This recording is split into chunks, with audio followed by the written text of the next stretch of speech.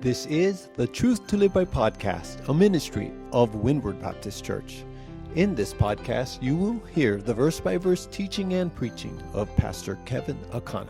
You can learn more about our church from our website at windwardbaptist.org.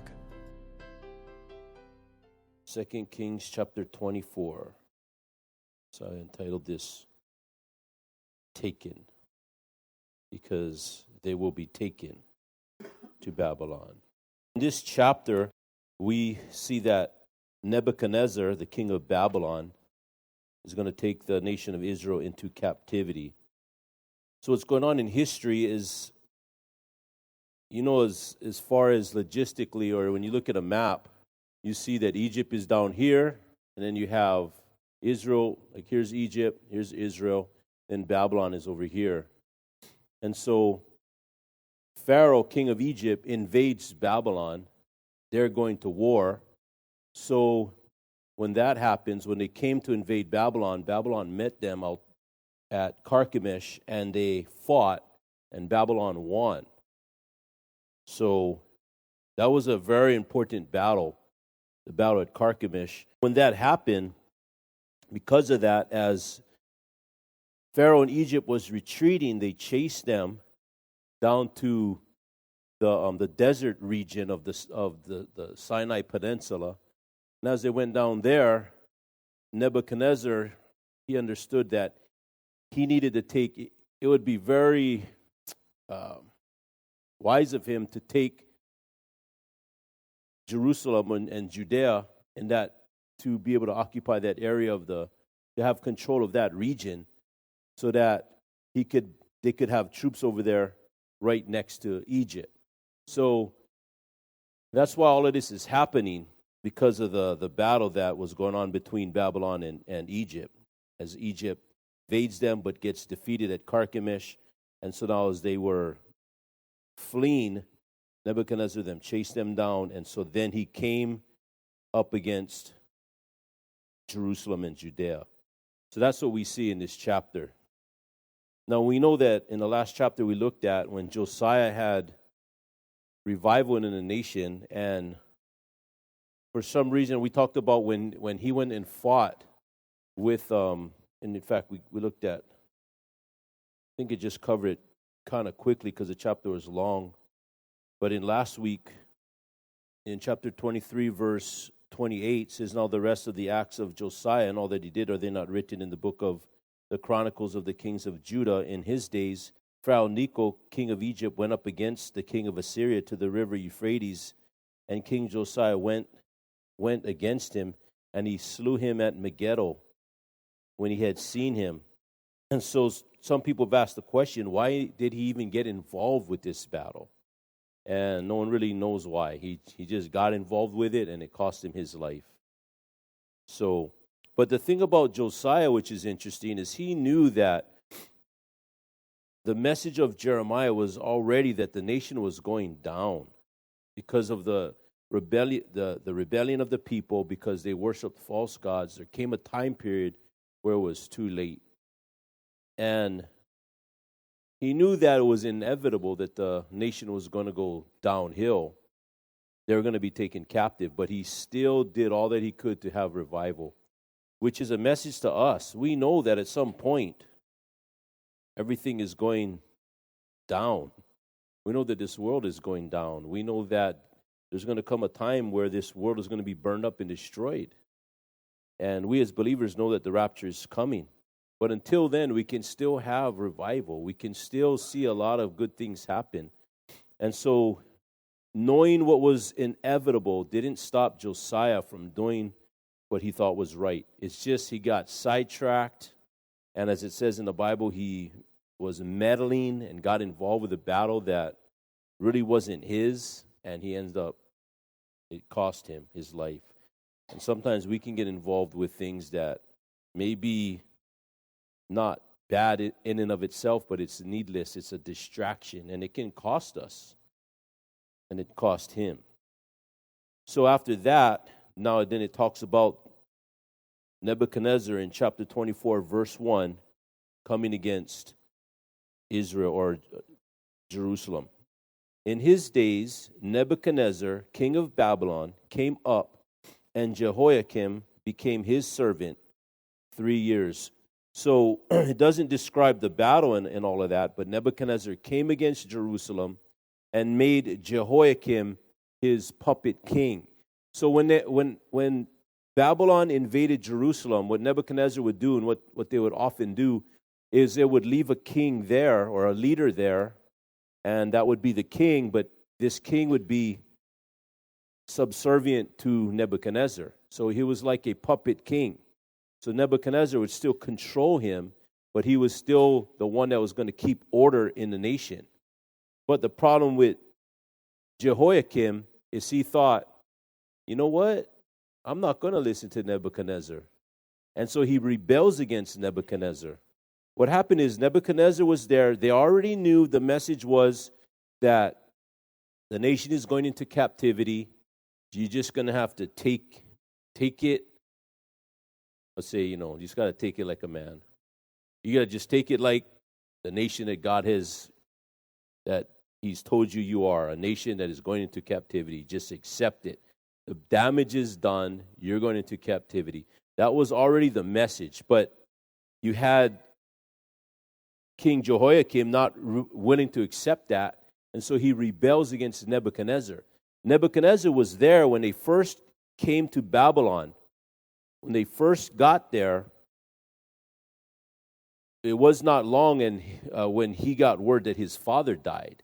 So he had to leave Judea and go all the way back to Babylon to be able to take the throne. So he had to make sure he kept order in Babylon, that he was to secure his position as the next ruler. So he leaves, and we're talking like I don't know how long it took him, but he traveled 500 miles in like 10 days to get back. And that's fast for the way they had to travel back then. So when he goes back there to get everything in order, that's when Jehoiakim is there, and he's like, I'm not going to listen to this guy. And so he rebels against Nebuchadnezzar. And when that happens, that did not make God happy, because the punishment was already in.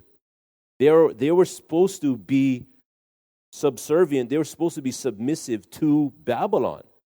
That was the message. And God's people, even though they were rebellious and even though they did all these things against God, they could not take the punishment, the consequences.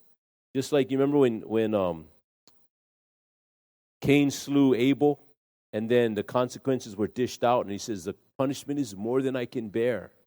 That's like someone when the judge says, okay, now, if you do this, if you meet the needs of your probation, then you will be able to remain free, or you'll be able to remain out in the public. You don't have to be incarcerated. But if you violate the terms of probation, then you're going to have to come back to prison. And so then they violate it, stand before the judge, and they say, give me another chance. And the judge says, I already told you. But they don't want to accept the consequences. That's what was happening to the nation.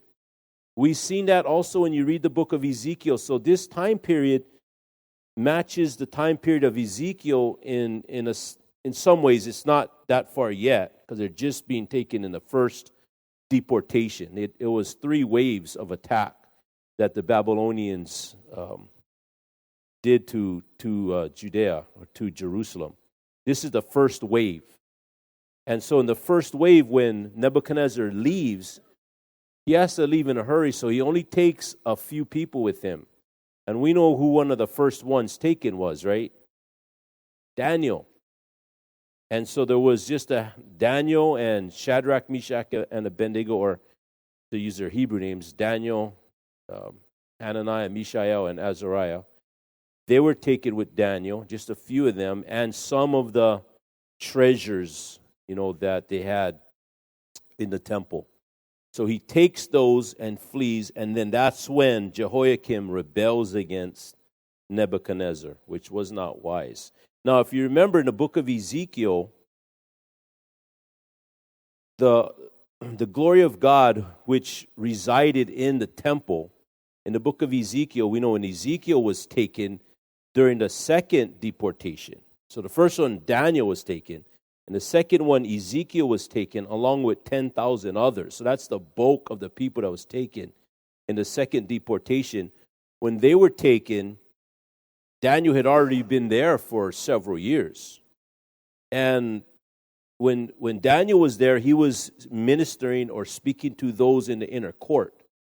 Ezekiel's job was to minister to the captives that were out by the Kibar River, which was like a drainage canal off of one of the main rivers of Babylon. You had the Tigris and the Euphrates rivers, and you had these drainage canals. So they were there, and that's when Ezekiel was given the vision. And when he sees this vision, it's the vision that God has given to him. He sees the glory of God. If you remember Ezekiel chapter 1, with all the wheels, and the eyes, and the wheels within the wheels, and the chariots, and the cherubim with their four faces. And when you see that, when he sees the vision of the glory of God, he's puzzled because he's thinking, why is the glory of God in Babylon? The glory of God resides in the temple. And the idea, their thought was that God was confined to that temple, and as long as God was with them, no one could destroy them. And so they took that for granted, that that's God's house. That's where God was, confined to, in a sense. But nothing confines God. And so when they started worshiping the false gods, God left. And they were taken captive, and so God goes into captivity with his people. So when Ezekiel is by the Kibar River, he sees the vision, and that's the message that Ezekiel is supposed to give to the people. And the vision is that they were shown why this happened. Because they were told, okay, number one, either God was done with us, or God was defeated by our enemies. They needed to know, why are they taken captive? What had happened? I mean, they should have known. But they were confused. So God gives them the message through the prophet Ezekiel. Now, Ezekiel is a priest, and this happens on Ezekiel's 30th birthday. And when a priest turns 30, that's when he begins his ministry. So can you imagine if you're always looking for that day where you're gonna serve in the temple?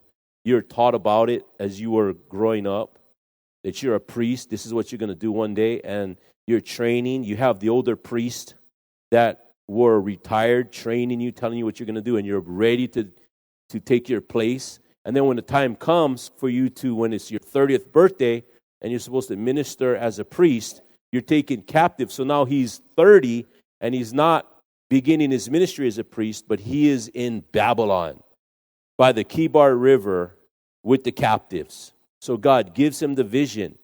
And the message was, and telling them why they were here. They were accused of violating and breaking the covenant that they made with God. And there was a warning that Jerusalem is going to be destroyed. The temple is going to be destroyed. But God is not. But there was also a message of hope that God is not finished with his people. And he is going to bring them back. And they're going to he's going to make a new covenant with them. He's going to give them a new heart. And then there's going to be a new temple. It's going to be even better. So there was a message of hope that God is not done with them. But there were other false prophets there that was saying, oh no, we're not going to lose this. Right now, we're winning. Everything's going well. We're going to go back home soon. And Ezekiel say, no. They're going to be there for 70 years. There's going to be a lot that has to happen before they're able to return. And then also there's going to be, there's going to be a time where, while they were there, when he was first given that message, that the temple was going to be destroyed, and the people could not accept that. How could the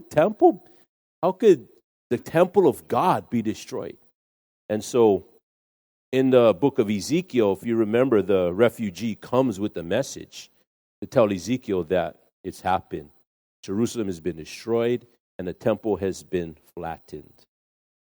So the first invasion, though, was Nebuchadnezzar coming at this time, what's mentioned here, and Daniel and the 3 Hebrew children, just a few people are taken, few of the treasures. Nebuchadnezzar goes back to Babylon, and while he's there, it says in verse 1, then he turned and rebelled against him. So Jehoiakim rebelled against Nebuchadnezzar. They're supposed to just take the consequences that God had given to them. In verse 2, and the Lord sent against him bands of the Chaldees and bands of the Syrians and bands of the Moabites and bands of the children of Ammon, and sent them against Judah to destroy it, according to the word of the Lord, which he spake by his servants, the prophets that already said was going to happen, particularly Jeremiah, who was a major prophet.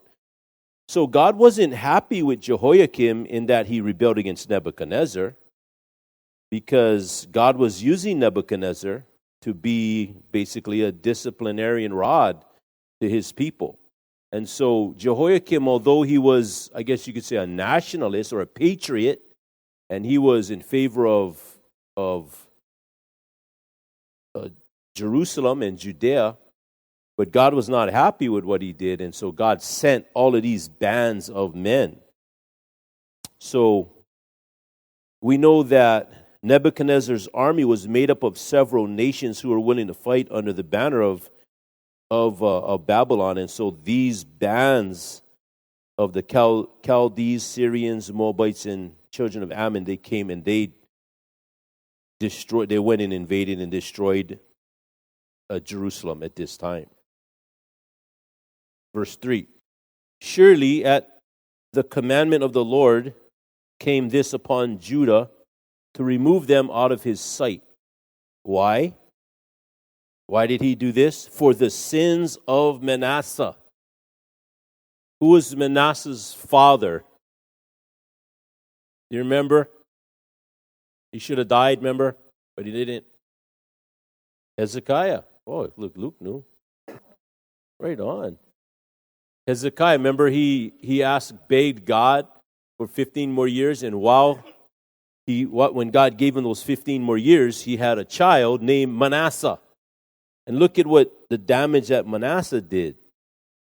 So this happened for the sins of Manasseh, according to all that he did, and also for the innocent blood that he shed.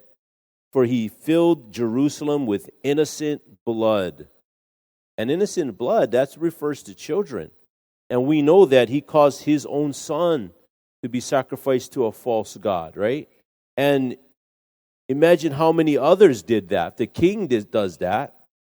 And just think how many people have influenced many in our country to kill innocent babies in abortion.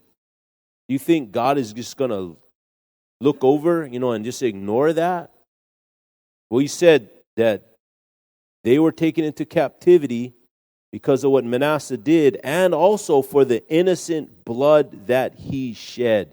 And our nation has shed innocent blood. We have leaders in our nation that have passed legislation to shed innocent blood. I think it was Oregon, or not exactly sure what state. And the legislator of that state, all they wanted to do is pass a bill stating that if a child is born alive, and this is what they're talking about, if a child is aborted but survives, then that child would be guaranteed medical attention. That child has a right to medical attention. That's all they're trying to pass. And that legislator, they turned it down. They voted against it. And every single Democrat, without not even one going against the majority of Democrats, they all voted against that bill. They said no for an innocent baby that survives an abortion. Now, they didn't even say survive, but they're knowing what that means, because that's just saying that any child deserves the right to medical attention. So they know that the idea is if there's an abortion and the baby survives, that child should receive medical attention. And they said no. Can you imagine how wicked of a country to say no to an innocent newborn baby that they say does not deserve any medical attention? That's wicked. And that's the kind of leaders we have in our nation today. In fact, I just heard in another state, well, I don't want to get too sidetracked, but it just gets sickening, some of the things that goes on in our country. And our currency says, in God we trust. Which God is that we're trusting in, where we're not even going to say that we should give medical attention to an innocent baby? And then just to allow,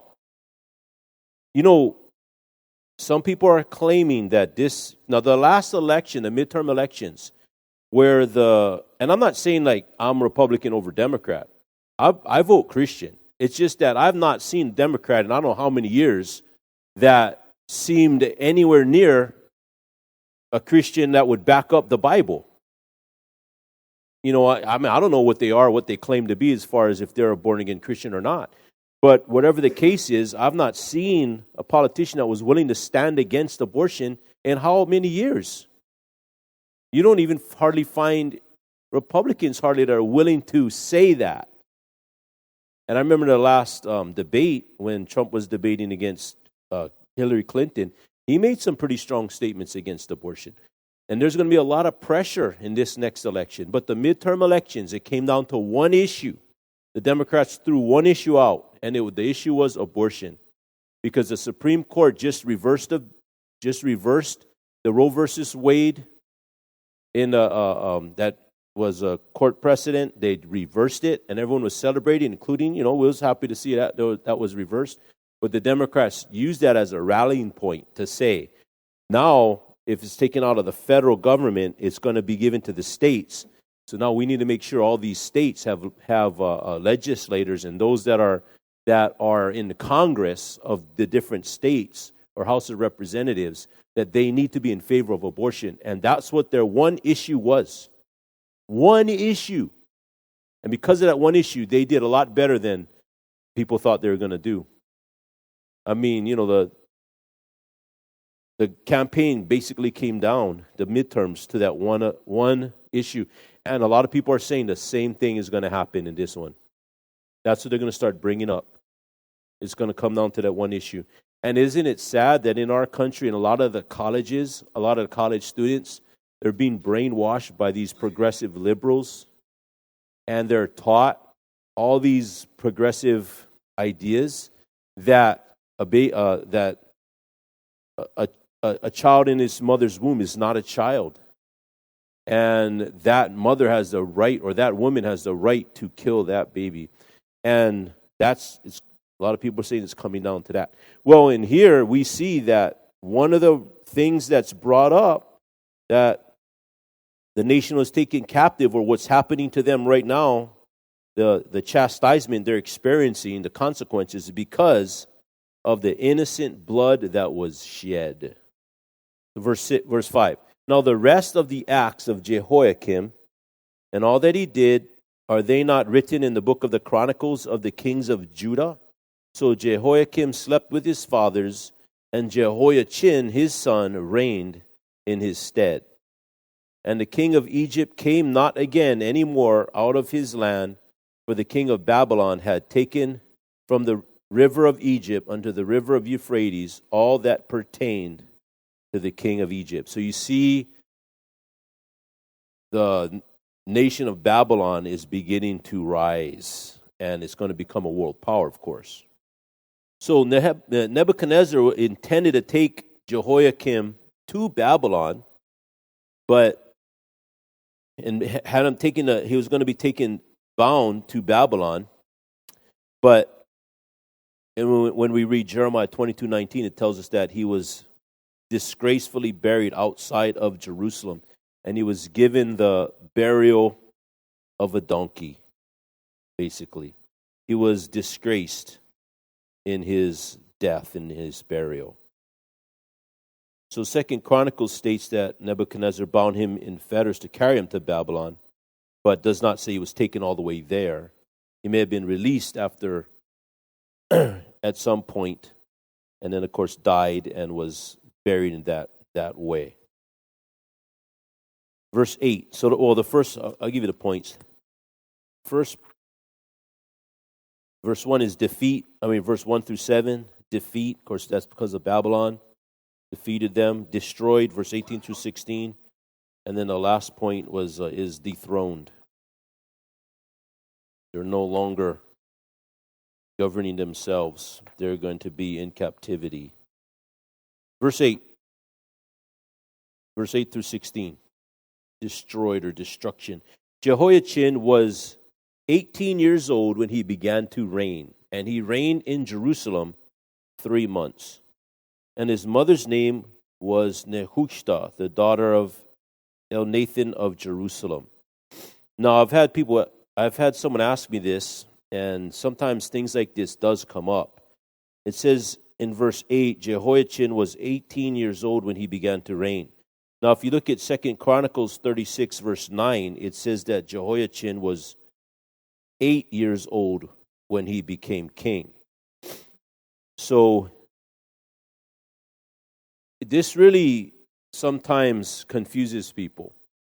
They say, hey, is this a contradiction? Now, you can read some commentaries and they'll say it was a scribal error. There's an error and he wasn't 18, but he was 8. He was 8 years old and not 18, or vice versa. That one of the entries was a mistake. And I wouldn't say that. Now, even if there was a scribal error here, that the king was either 18 or 8, would that be enough to stress you out? Is that a serious? But this is what, when it comes down to what some people will say is, they'll say errors, or some people will say there's, how do they word it? But there's variances or differences in the text when it comes to things like this. Like the stalls of horses for Solomon. Was it 50,000 or 5,000? One place it says 5,000, one place it says 50,000. Is that going to stress you out? 5,000 or 50,000? So you say, well, why is it different? There's several places like that I can think of. And here's one of them. So I'd say this. I don't know why it's different, but it could be that in one place it says he began to reign, right? In another place it says he became king. So maybe he became the king at 8, but because he's young, he has advisors that's making all of the decisions. So he doesn't begin to make the decisions. He doesn't actually reign until he's 18. So I don't know if that's the answer, but there's going to be a lot of things that you and I aren't going to know in the Bible. We're not going to be able to get to the bottom of everything. There's some things that God doesn't reveal to us. And God gives everybody the opportunity. If you don't want to believe it, don't believe it. But it's not because the Bible doesn't make sense. Why don't you put some of the ancient writings through the same test and see how many variances and how many differences? I mean, there's no other book that has been scrutinized and tested and run through all kind of cross-references and tests that the Bible has. And yet it stands up to the test of time. So I don't know why one says 8 and one says 18, but there's a reason for it. And it's not an error. Just like the stalls of horses. Maybe he had 50,000 stalls, but only 5,000 of them had horses. So one doesn't count the rest. I don't know. But that's, when it comes to things like that, don't let that stress you out. But when they say that the Bible has like 50,000 errors in it, usually what they're saying is like, let's say if I had a typo in this handout, and I passed out like 50 copies, would you say that's, and there's one error, and I passed out 50 copies on the same handout, would you say that's one error or that's 50 errors? One. Well, they would say 50. That's how they count it. They would say 50.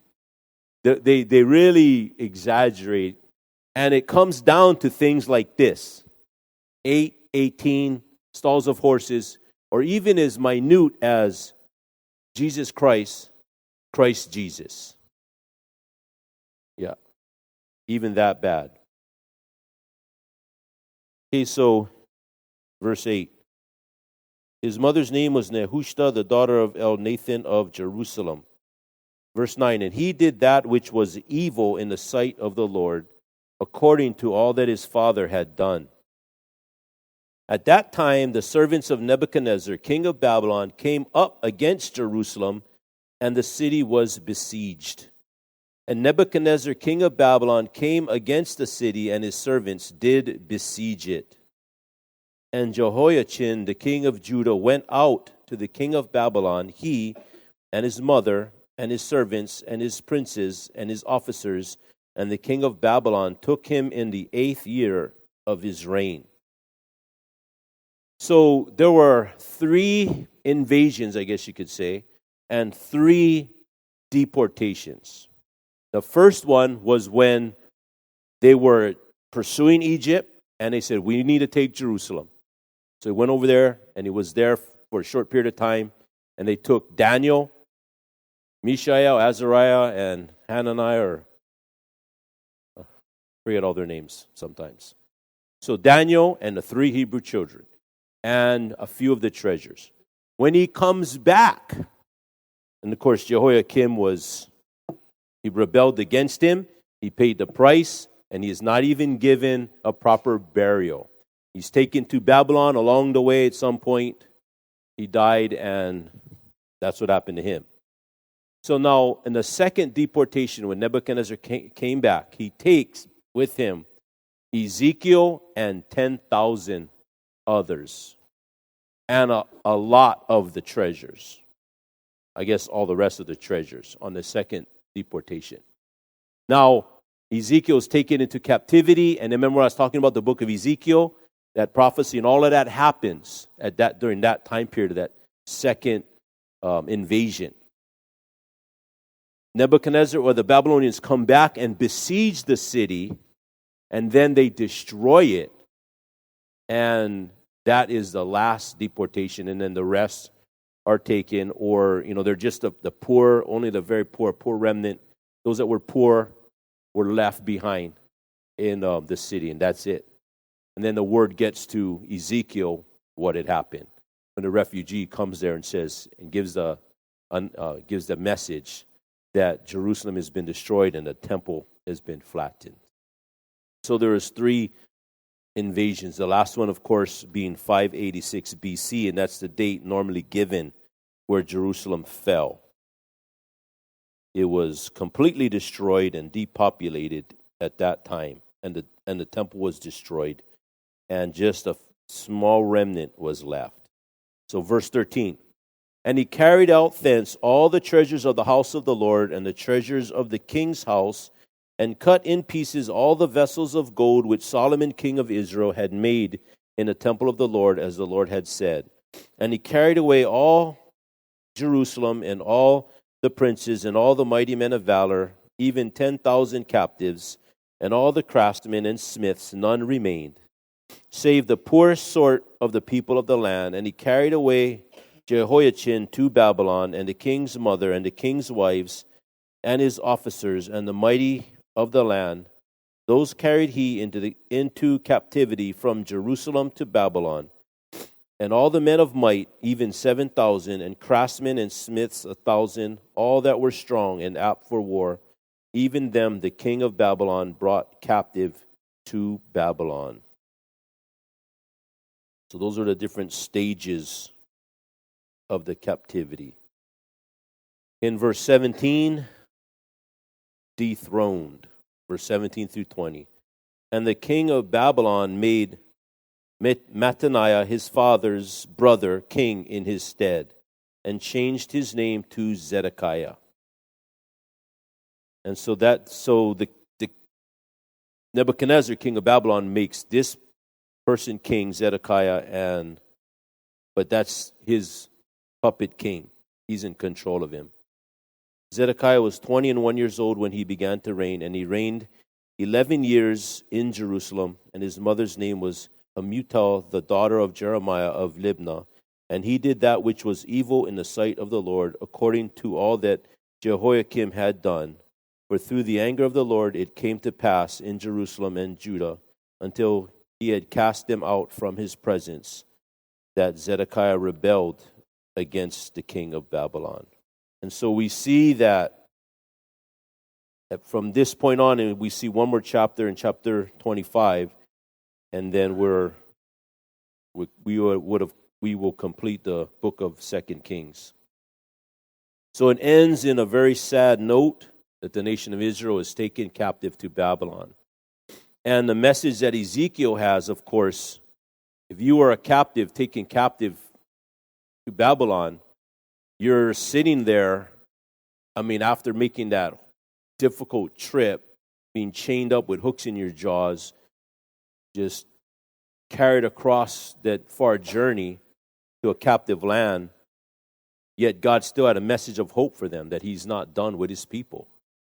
And when you read the book of Ezekiel, you see there's going to come a time period where God was going to resurrect the nation of Israel again. He's going to put them back together. And we know that some people will believe this, that the book of Ezekiel is just talking about the nation of Israel coming back after the 70-year captivity. But the way it describes it with the millennial temple, we know that temple in Ezekiel is not that's not the temple that they built when it came back. That the millennial temple is a completely different temple. So some people say that it is just symbolic. And they'll say that all the teachings of Ezekiel is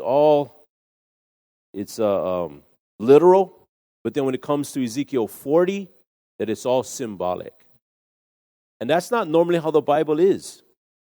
That you have literal teachings, and then all of a sudden, it becomes all symbolic or all allegory. That the temple in Ezekiel chapter 40, is not a literal temple.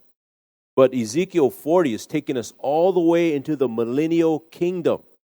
That there's going to come a day where the nation of Israel is going to be dead. The nation of Israel after AD 70. Because, see, God's message in the Bible, he keeps saying the same message over and over again.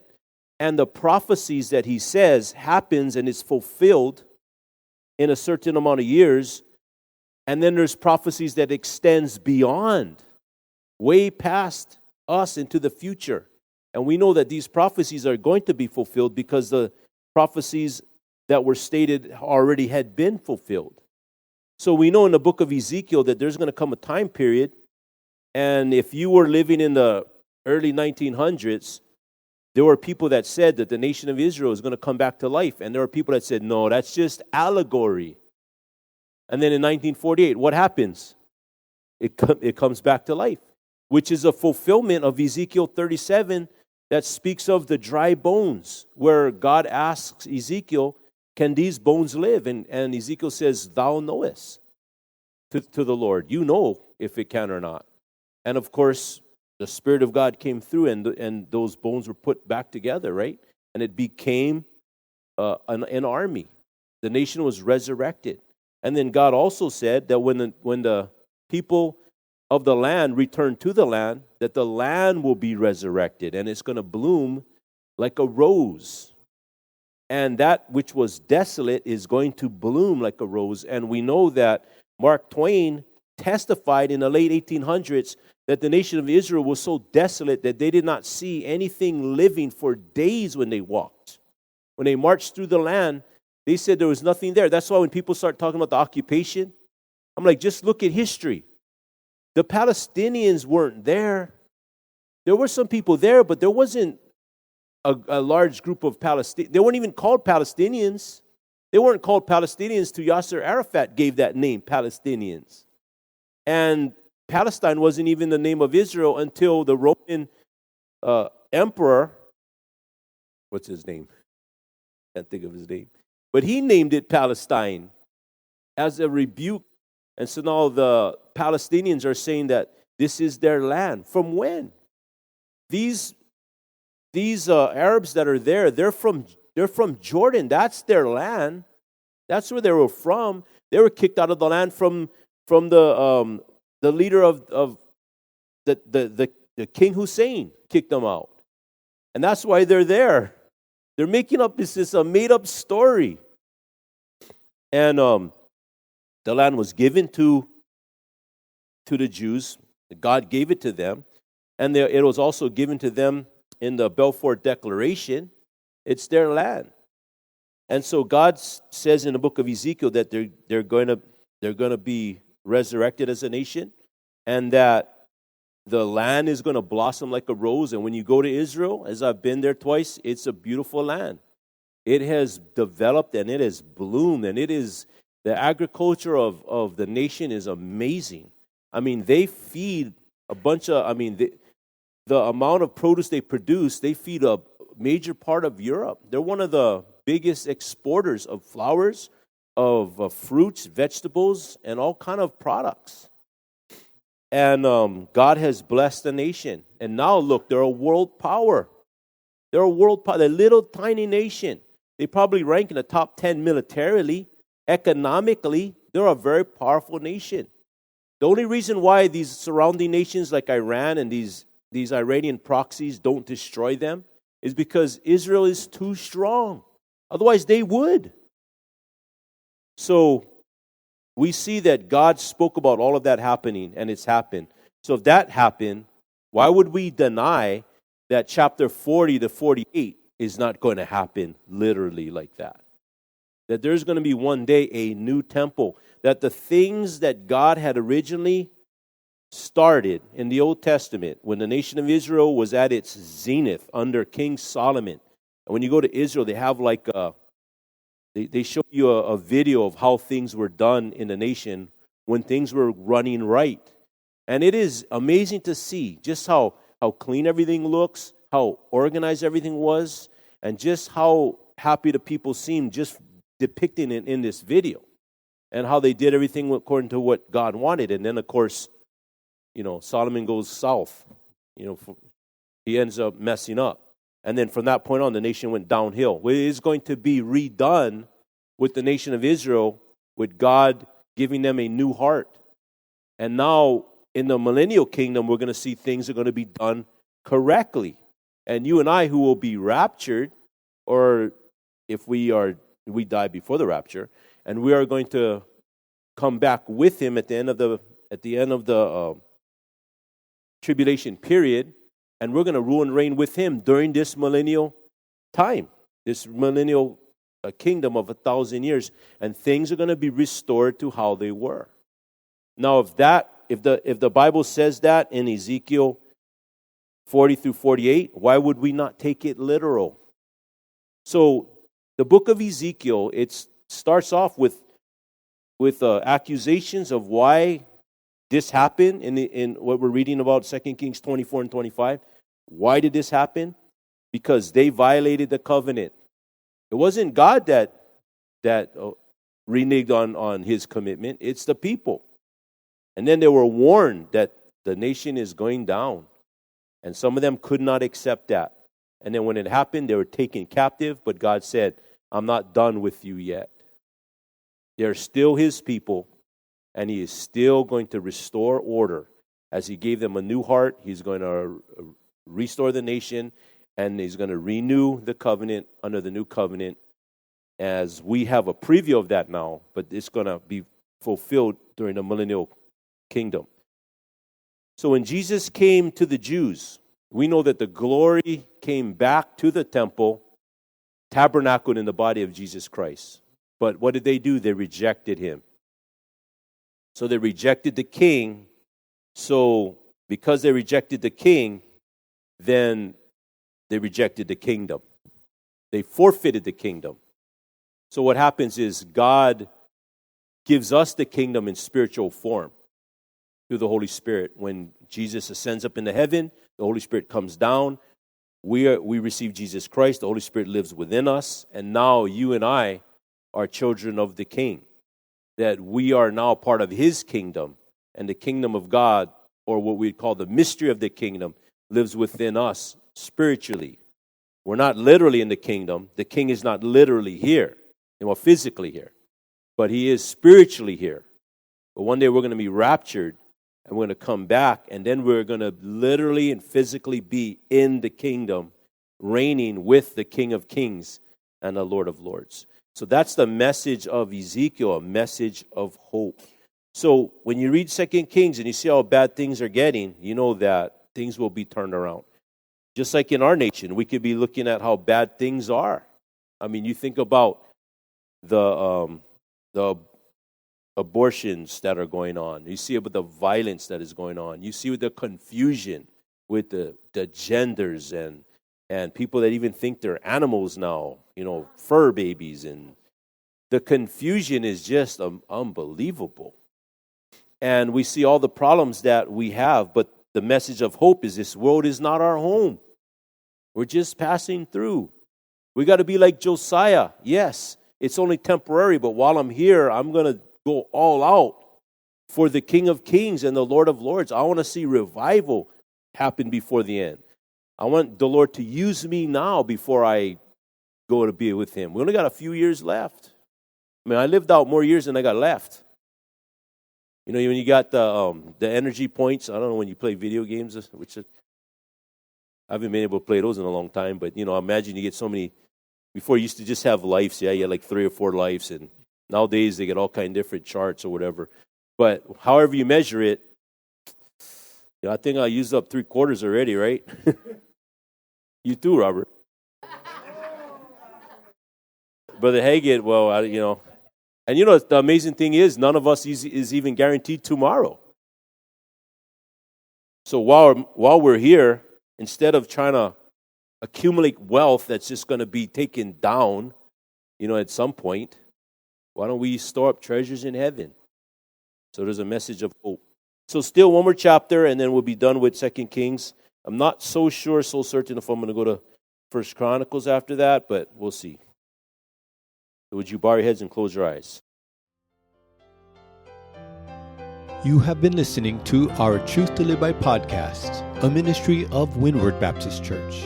This podcast is supported by the gifts and donations of its listeners. You can make a secure donation through our website at windwardbaptist.org.